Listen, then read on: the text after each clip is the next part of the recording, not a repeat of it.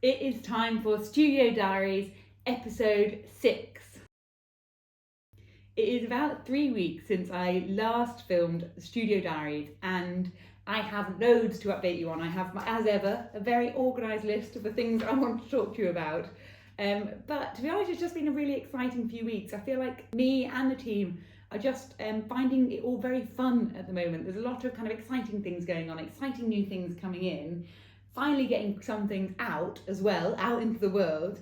And I think part of the reason it's all so fun is that I am absolutely loving doing the YouTube and sharing everything. I think the moment you start sharing the journey, you get way more people to be excited about the journey, and in turn that makes me more excited about the journey. So I feel like the more I give, the more I get. So I'm really grateful for that because it is so motivating. So first up, I just want to talk to you about some of the things we finally launched this month. Thanks to one thing and another, this month I was just way behind schedule on getting things launched. We launched our botanicals collection. I'll show you some pictures. Our botanicals range is a series of floral embroidery kits, and I launched it first last May, and the intention was to do a couple of seasonal collections. So we were going to have our spring flowers and then we were going to have our autumn flowers. And the autumn flowers were meant to launch on the 1st of September, but by the 27th of September, despite them all being ready, I still had not launched them. So we did eventually launch these a couple of weeks ago, and they've gone down so well. And so we have 4 new botanicals kits. Got poppies, marigolds, dahlias and alliums, and they're really lovely kits because part of what I wanted to do with the botanicals is actually have a more advanced range of kits. Ones that you can learn something new with each one you stitch. So you learn a new stitch with every single design. Now, one of the challenges I did find when it came to doing autumn kits is that there weren't a load of autumn flowers I really wanted to stitch. And I do think if you're going to spend a lot of time stitching a piece, you really want to like the finished result.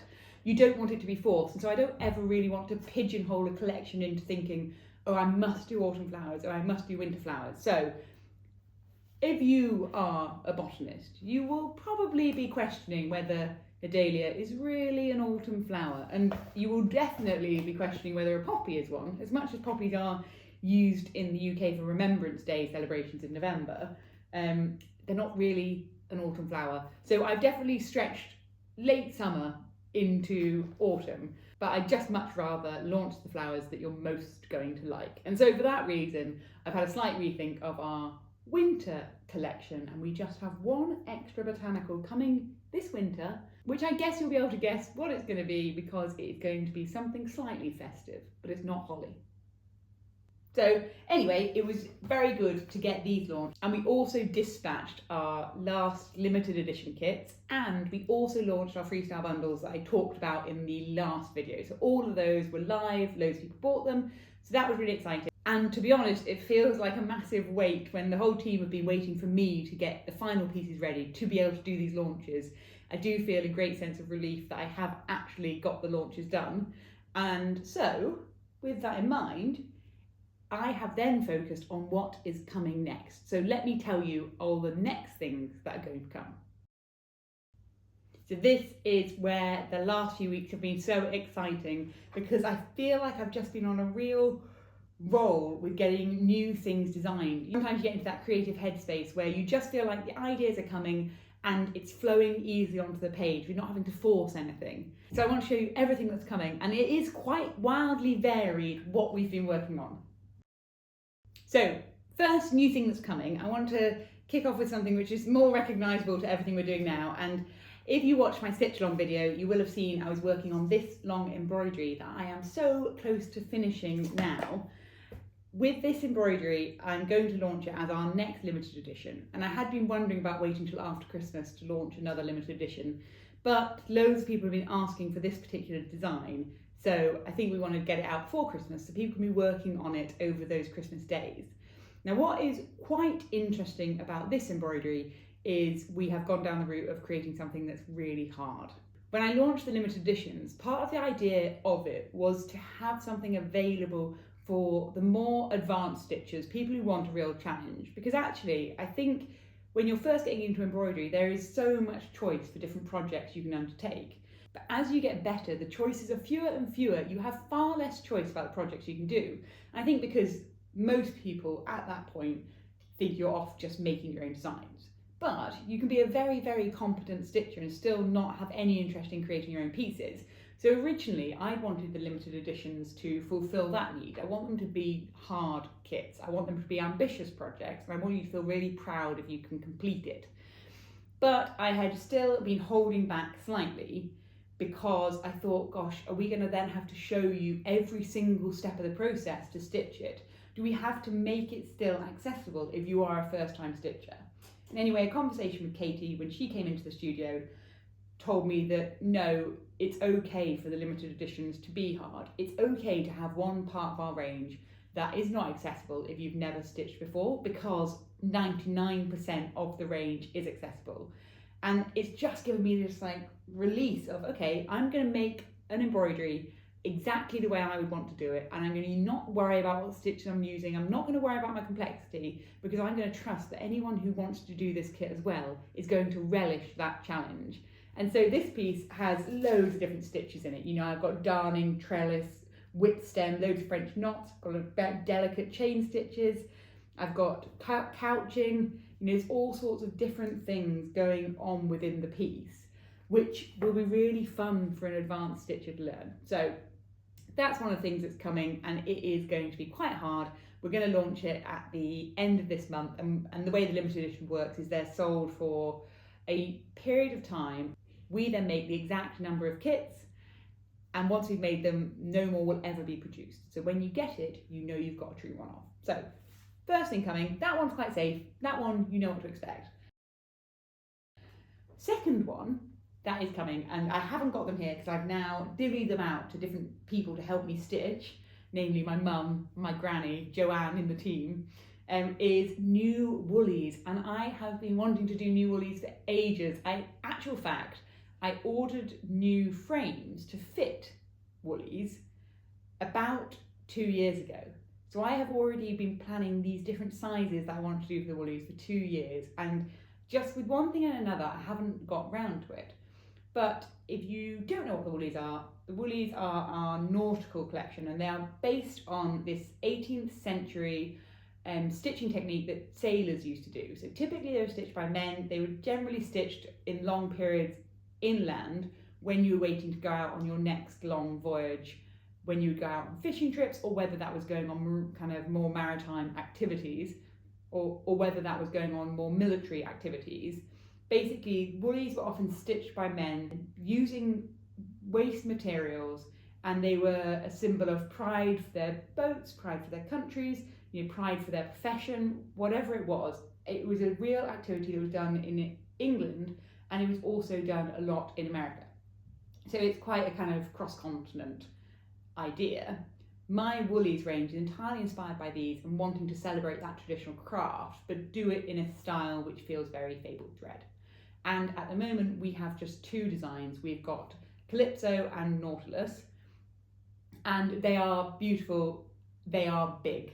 You know, when they're framed, these pieces are 1 metre by 70 centimetres. You know, they're big pieces. And for a long time, people have said they want to be able to stitch woolly, but they want to do one that's smaller. They don't have the wall space for a big piece, and also they're worried about investing quite a lot in such a big piece and then not enjoying the process. So they want to be able to dip their toes in the world of the woolies. And therefore, what I wanted to do was design some new ones, some smaller ones, some more accessible shapes. Although when you see them, you'll see I went a bit rogue, and one is smaller, one is arguably slightly bigger, but you know, love a bit of ambition. So those ones I'm really excited about, because I sat down to design them and I've been thinking about them in the back of my mind for so long that in a way you don't realise quite how advanced your design is before you even sit down to do the piece. I'd actually almost plotted them out entirely in my head. So I knew I wanted to do one boat, Temerity, which was going to be a kind of clipper, almost like a racing boat, and I was imagining it against the land. So I sort of picture it like the boats at Cowes Week on the Isle of Wight, sort of a sailing festival. That's how I'm picturing it. So that one I wanted to have a bit of a 1930s poster vibe, which I think you'll see. I also wanted then that same vibe to go for one called the Bay of Biscay. And I have always loved the traditional woolies, which when the boats are sort of in harbour. And I have also always had this slightly whimsical feeling towards the whole idea of the Bay of Biscay, partly driven by, if anyone is a Blur fan, then there's the song, which is I think the one called Hello, or gosh, I'll correct myself in my captions. Anyway, all I remember is there's one line in it which is sort of like around the Bay of Biscay, and it's a song which uses lots of references from the shipping forecast, which again is maybe that's just a British thing. But it always, for some reason, that one line has clung in my head. So I want to do one of the Bay of Biscay, which is all about the idea of safe harbour, choppy seas, safe harbour. And that one is a really long, wide one. Again, going down the slightly more kind of 1930s poster vibe rather than the traditional woolly look. And then we have another pair which are far more based on the traditional woolies. So we've got Steadfast, which is a mini one, an absolute classical woolly idea. And then one called Sovereign of the Seas, and I've always wanted to do a boat with the flags around it, a real celebration piece. So that one is also coming.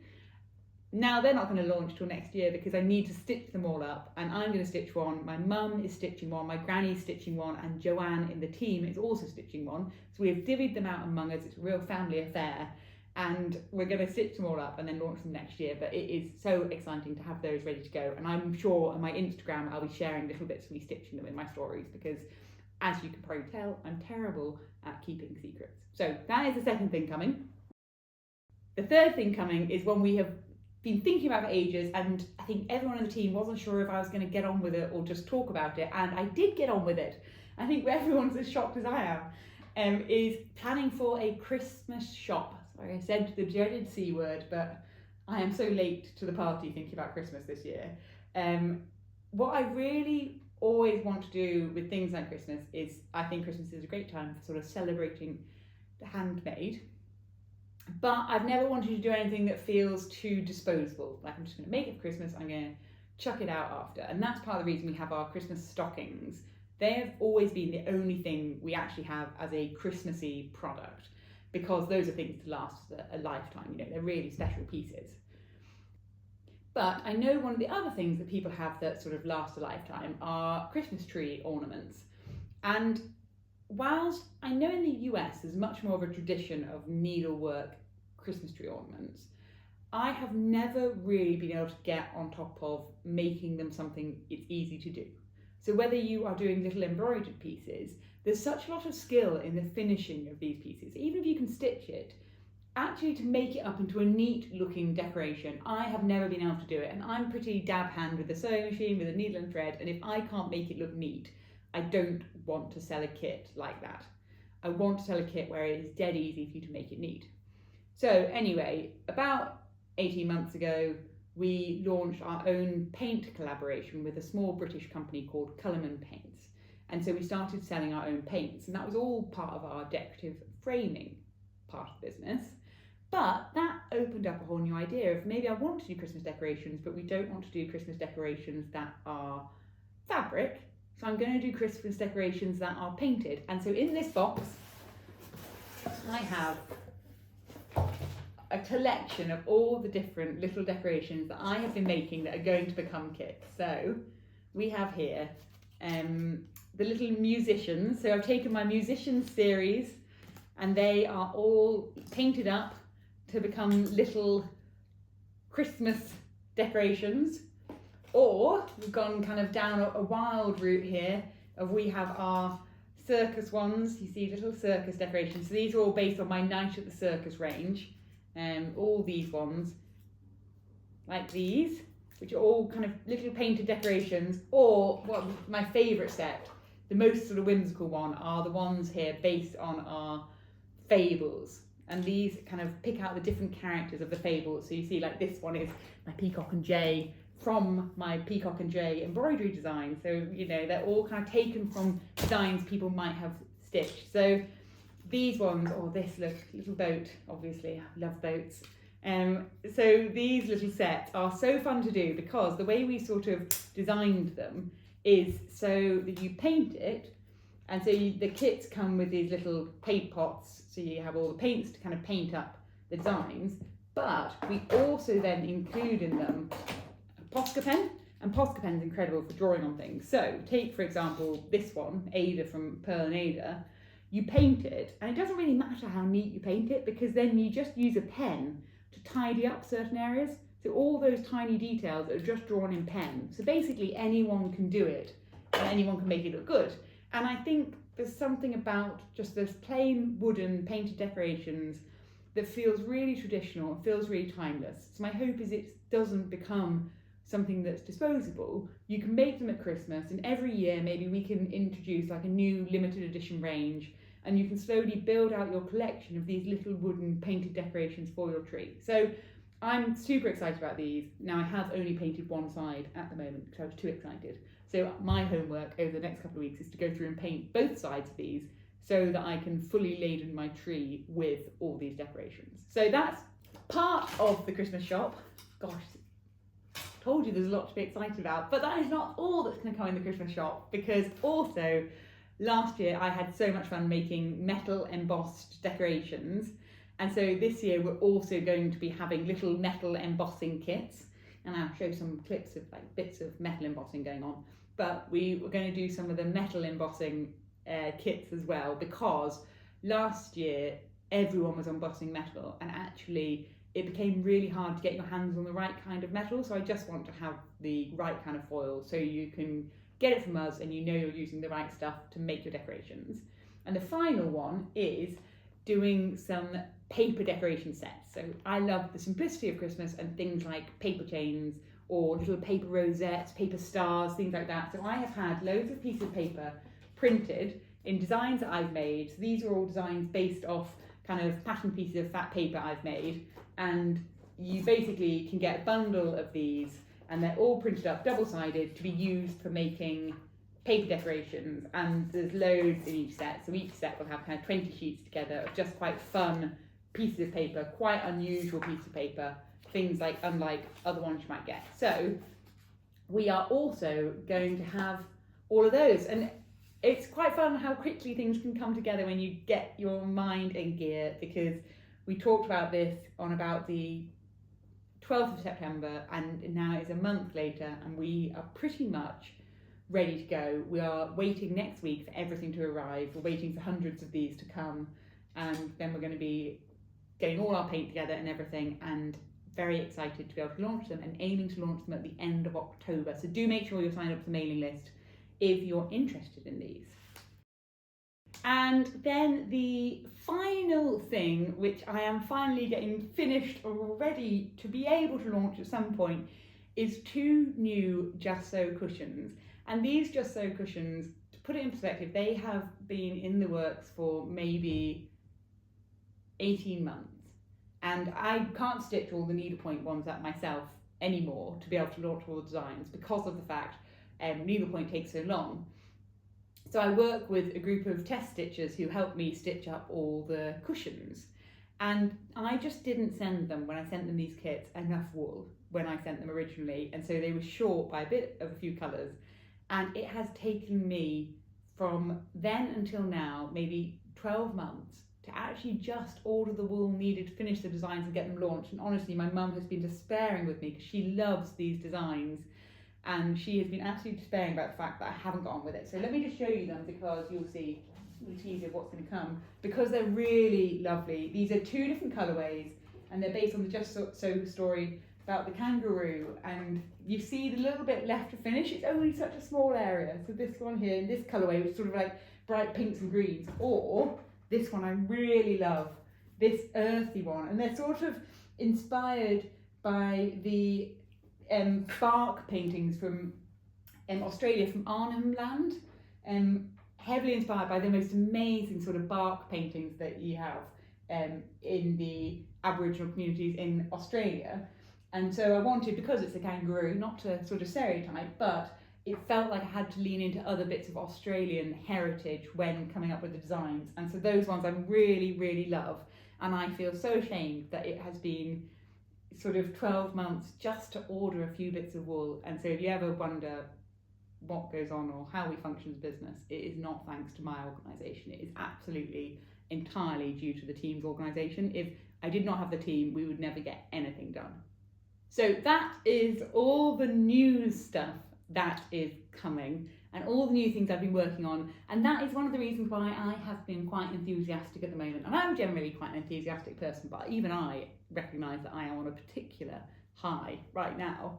So I'm going to go on to the third topic, which is going to be slightly about the new thing, but this is more about our community initiative that we're planning. In the last Studio Diaries episode, if you haven't watched it, do go back and watch it, because this sort of follows on from what I said there. In the last Studio Diaries episode, I talked about our community membership we have, which is our studio membership. And I talked about running a survey and was quite vulnerable with you all about how people engage from different groups of people with the fact I want to kind of relaunch the studio. Anyway, all kind of is moving quite a lot of pace now at sorting out the studio membership, because our studio membership, we're keeping our existing one. Our existing one works really well for lots of people. So our existing studio membership is not changing at all. All we're doing is adding an extra level for people who do want more from us. And in order to make that something that really is something of value, we are creating massive content banks to go as part of it. And I have actually hired a new team member, Meg, who is also going to be working with me on it. So since the last video, we had a full team brainstorming day to come up with everything we think someone could possibly want from a kind of crafting community. And we're going to call this area the makerspace. And so in the makerspace, what we wanted to do was create an environment that is a safe space, because coming up with your own creative ideas is intimidating and it's scary and it brings with it a load of insecurity. So we want somewhere that feels safe, encouraging, welcoming to share things. But at the same time, we want somewhere that gives accountability and discipline, because I think more often than not, you sometimes just need someone to tell you to get on with it, because that's what pushes you over the edge to take a risk. And so we're trying to come up with what are all the ways we can create a fun environment whilst at the same time being a little bit bossy. Because I think sometimes that's that's certainly what I need at times, and that's why I have a team that has to boss me around. So we have here a sort of our list of everything we were doing and all our resources we're going to build. And it's really exciting. So from the start of November, we're going to bring about 150 volunteers that we've had. We've already kind of collected all the volunteers. They're all going to come and join our platform. And our platform, we found a company we're going to host it all on that has all the ability to bring in virtual courses, content banks, message boards, events, all that sort of stuff into one simple to use platform that's either on the web or can be on mobile. And before those 150 people join, we want to build out sort of 70% of the content that we intend to have on the platform. We then want those people to help us build the rest. We want to know their questions, things they think they benefit from. We want to see how they interact, what things they like. We want to do events with them, all this stuff. So then the plan will be that we actually launch the new membership, the Makerspace, from probably the end of January next year. So we're doing, again, a lot of forward planning, but the forward planning is in order to make it as good as possible. But what is super exciting is just some of the ideas that we're going to build, which are so fun for me to build, but also really fun to see how it goes down. So some of those things are ideas of what goes in our resource bank. So for our resource bank, the things we want to put into it are a load of articles, inspiration topics, all the kind of things that you need to start coming up with your own ideas. But we also want to put into it things which really tangibly are valuable in helping you design your own things. So that means banks of motifs. I have hundreds of books of motifs. We're going to bring pictures together, bring ideas together, bring motifs together to create a motif bank.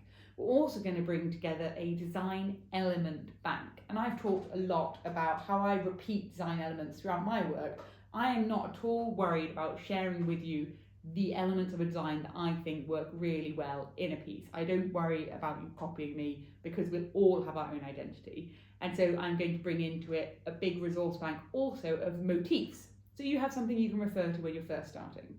We then are also going to build a bank of stories, because I think stories are at the heart of everything. And there are so many amazing stories out there, and I have so many stories I've sort of collected over time. We're going to bring them into a resource bank so you kind of have a reference point for weird and whimsical and mad stories without having to go get hundreds and hundreds of books.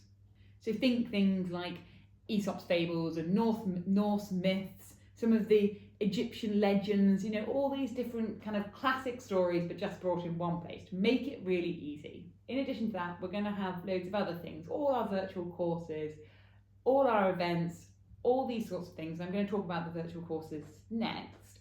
But one of the very fun ideas we are going to trial as a team, and with the first group of 150 people, is the idea of doing a sort of quarterly challenge. And whilst I don't want the makerspace to be entirely based on embroidery, because I know lots of people have other crafts, sometimes it's quite fun to have one thing where everyone has to do it at the same time. And so we are going to launch, for anyone who wants to take part in it, a colour palette challenge, where basically, a bit like I talked about on the last video, I think that the colour palette and the frame actually are the hardest decisions and the design is very easy. We're going to prove this by enabling everyone at the same point in time to get a colour palette, a frame, paints, all exactly the same, and then we're going to give people 3 months, get them to join a single group together, and every single person has to create their own piece using the same materials. And I think it's going to be absolutely fascinating to see what people create. So we want to do those sorts of fun challenges, and we are doing a lot of preparation in the studio to work out what do we need to have ready for the start of November to make all this possible. So that has been absorbing a lot of our time and takes me quite nicely onto the fourth topic, which is recording a new virtual course. If you've been to our website or you've looked at all our other videos, you will have seen I refer quite often to my virtual courses, which are, I have virtual courses for the technical aspects of sewing, but then I've also got ones on decorative painting, and I've got one on freestyle embroidery, so creating your own embroidery designs, translating onto fabric, that sort of thing. But the one thing I have come to realise, mainly again from these YouTube videos, is I think all my virtual courses skip one step too far ahead. And actually, there is one massive hurdle most people need to get over before they get to that later stage, which is the idea of being creative. The whole way you view yourself. Do you view yourself as a creative person? And if you don't view yourself as a creative person, how do I give you the confidence to know that you are? And so what we've been doing this week is filming a really wonderful additional virtual course, a new one to launch when the Makerspace launches. And that new virtual course is taking you right back to square one of reframing in your mind how you view creativity, because creativity is absolutely something you can be taught. And creativity is only to do with confidence, not to do with skill. So what's been really fun is producing this course. I think it's absolutely packed with so much content, and I have put into it every single thing I know, every single way I can think you can choose colour palettes, every consideration that I think you have when you go into framing, all the different ways you can think about composing a design and making design composition fun, not intimidating. You know, all these different elements we've brought together, and we've shown you how you can break it all down, how you can break down any piece of art into its constituent parts. So that has been really fun to produce. It has been quite exhausting to film. And I do feel like I've been sat in this room, in this position, basically all week just talking to camera, which you go home sort of whole. When I get home to my husband, every evening of the week, I just sit there and just don't want to be talked to. So poor Harry is suffering, although probably he wouldn't necessarily view it as suffering, but there you go. So that's really fun. That virtual course, Jen is going to edit it all next week, and then it's going to go live as part of our community membership trial, and then we'll launch again at the end of January next year. So again, a bit of forward planning. If you are interested in any of this stuff, by the way, I should have said, there is a link, I'm going to put it below the story, where you can sign up to have a notification about it all when we get closer to launch, when we can actually show you what it's all going to look like. So if you're vaguely interested in what this might be, then do follow below the link and sign yourself up to the newsletter, because I would really love to share it all with you.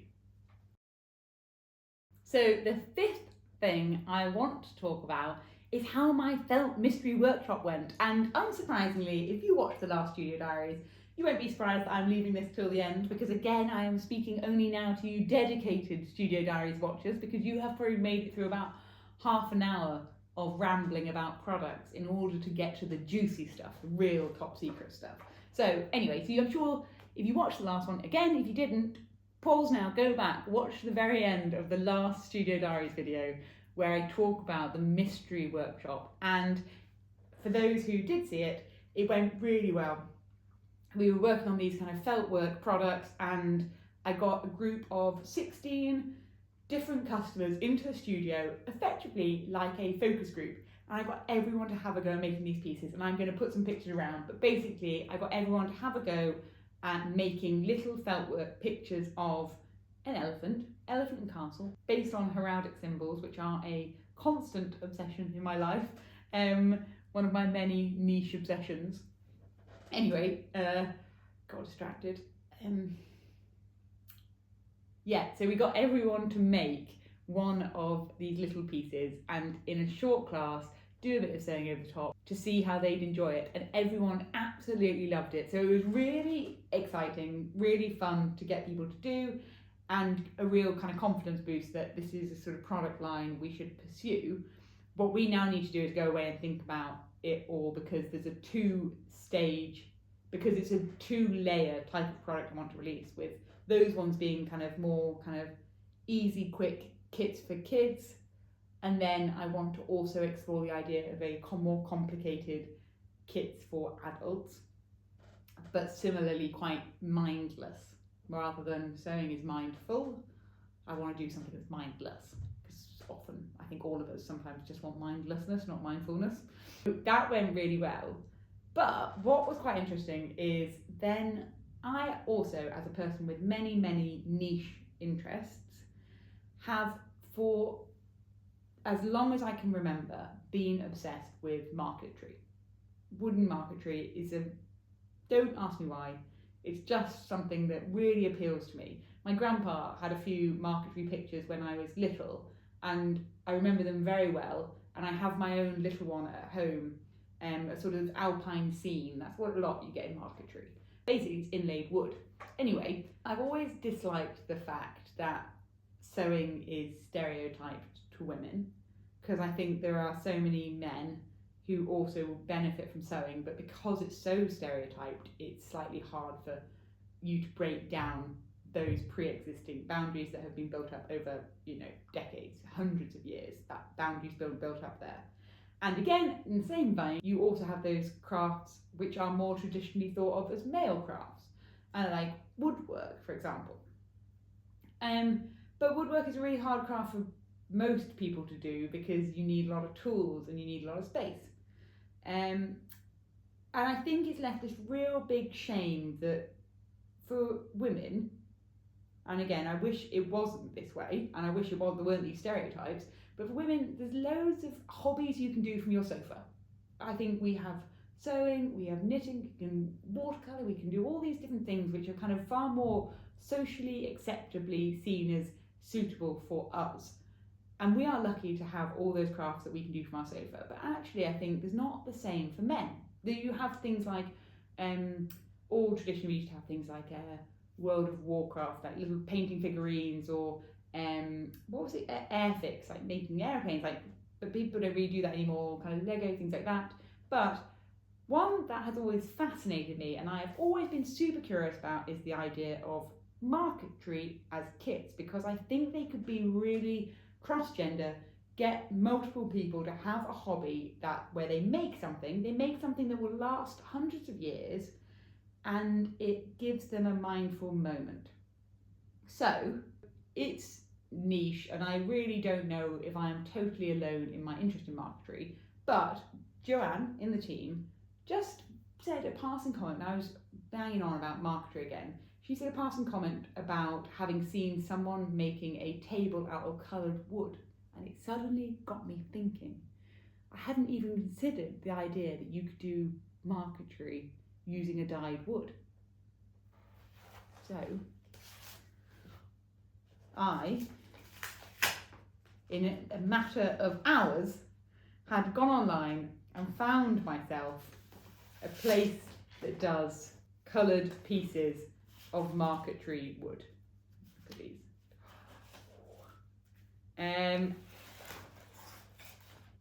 So with my laser and with my dad and with my horses, which you can't maybe see, with some of my designs as inspiration, I am planning this weekend to go back up to my home in Yorkshire, which is where my laser lives, and I'm going to go up to Yorkshire and have a go at trying to see if it is at all possible for me to find a way of making marquetry cool, which I'm not sure if anyone has tried to do, but that's what I really now want to go do. So that's a new idea, and as you can tell, I do not have a shortage of ideas, only a shortage of time and also probably a shortage of funds, but that's one of the things that has been also catching my mind. And so rather than just focusing on the one thing at hand, which is our working in felt, I'm now going to expand that into working on basically trying all sorts of different laser cut things.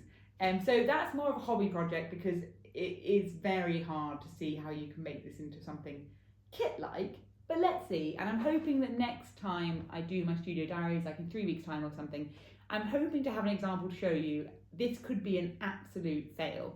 And so if it is a failure, I'm sure you'll be as interested to see that as if it's a success. But I'll make sure to record some footage and we'll see what they come out like. You know, this is very niche. I don't think anyone's tried this before, so yeah, could be weird. So I'm going to end this episode of Studio Diaries just talking about my lack of preparedness for this Christmas. And it is now early October, and to be honest, the whole year has crept up so fast and crept past me so fast. And in next Sunday's video, I think I'm going to talk a little bit about it, and I also wrote to all the studio members about it this week, but I also had a major distraction happening over the summer, which has meant that I didn't spend the time I should have really spent thinking about Christmas.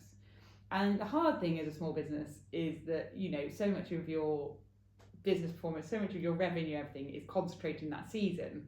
And yet every year I never give enough time to planning how am I going to make sure we get the best we possibly can for the business over Christmas. And every year I say to myself, I'm going to start thinking about this much sooner this year, and it gets closer to it and I haven't thought about it. And so we have no kind of clever Christmas campaigns planned. We've got no sort of advent calendar collaborations. We've got nothing planned, basically, you know, full disclosure, planned that is kind of really promotional. I have now pulled my finger out and got on with Christmas decorations kits, our Christmas shop, and that has happened in the matter of a couple of weeks. But I wanted just to say it because one of the other things that we also sometimes find that happens around Christmas for us is that we get such high, sudden, concentrated demand that it's a little also hard as a team to quite work out what should we be prepping, how much should we be prepping, everything like that. So that is what I really need to get on top of, and what me and the guys in the team need to get on top of in the next week is we basically need to get a proper Christmas plan together, because yet again, like every other year, I've just left it too late. I've been too distracted, and we're slightly in the laps of the gods and hoping beyond hope that people find us and people think of us this Christmas and think of our kits as perfect things to give presents, because they really are. You know, I'm biased, but I think they're pretty good Christmas presents. So I'm going to leave you there. I am heading up to Yorkshire again, up to my parents this weekend, because next week I am teaching another retreat, and I'm teaching a really special one at a castle, so pretty fancy.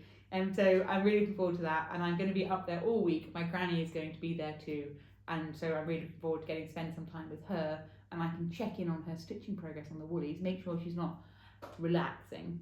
Don't want to see any sitting down and not sewing. So that is what I'm going to be doing, and so next video I'll probably film when I'm up in Yorkshire. So see you next Sunday.